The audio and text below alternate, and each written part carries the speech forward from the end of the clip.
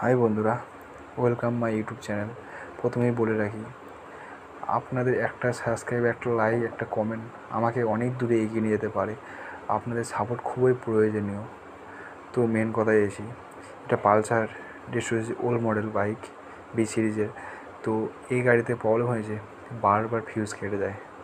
এত নতুন নতুন ফিউজ লাগানোর পরও কেটে যায়। কারণটা কি? শুধু একটু মিস্টেকের জন্যে একটা হর্নের তার হালকা কেটেছিল, যা কাস্টমারকে খুবই বিরক্ত করে রেখেছে।